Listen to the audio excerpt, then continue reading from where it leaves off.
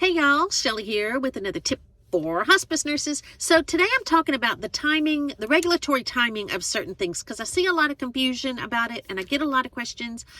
Just know that what I'm talking about are federal regs, federal or Medicare regs today. Your state may have different regs, and if those regs are more strict than the ones that CMS has, you've got to follow whichever one is the most strict. Also, this timing is effective as of the date today, which is January 17th, 2024. Y'all know this can change. That can change tomorrow. The rules can change. But as of today, these are the timing things that we have to be concerned about. The first one is the RN visit. The RN must see the patient at least every 14 days. Hopefully you're seeing your patient more frequently than that and you're set up with your agency where you can do that. But if not, minimum of every 14 days. This is a lot of times called the supervisory visit because you're going to make sure that the care that's being provided to the patient by the team, the whole hospice team, is adequate. And also that the care plan is meeting their needs. Where it gets confusing is the actual care plan update, and the IDT meeting must occur every 15 days. So that's kind of confusing. So most places just do their IDT meetings every 14 days and update the plan of care at that time. Also, physician certification and recertification, the timing on those are exactly the same.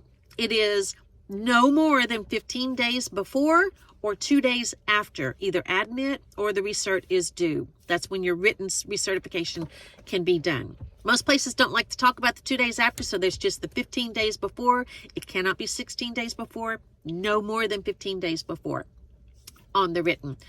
If you can't get it done in the time frame, which is a lot of times the case, you can get a verbal certification. A lot of people don't know this, but you can also get a verbal recertification.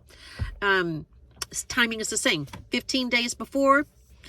If the only caveat is once you get the verbal, that kind of removes the timing from the written. So if you get the written in a week or two after, you're fine. The only thing to remember is you cannot bill until you have the written recertification. So this can become significant if you're admitting a patient or recertifying a patient towards the end of the month and you get that you're not going to actually do your meeting with the IDT and get the written until the next week and you bill in that meantime. That can become a problem. So be aware of that.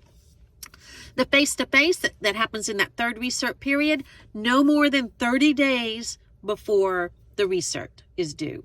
So not 31 days, 30 days. It can't be more than 30 days.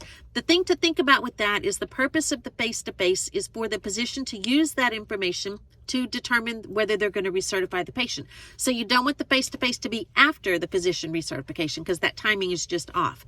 The reg doesn't state that, but it does look a little weird if that's how it goes. So make sure you get it before the physician recertification. And lastly, the RN recertification visit. So that's kind of a trick question. Not really a question, but kind of tricky because there's no such thing.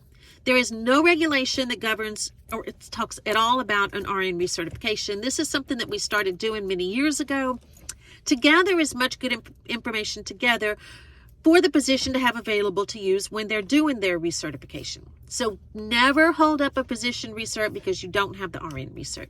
So I hope this tip was helpful. If you have any tips that would be helpful for hospice nurses, please let me know. I'd love to share them here. And remember, together we can change our world.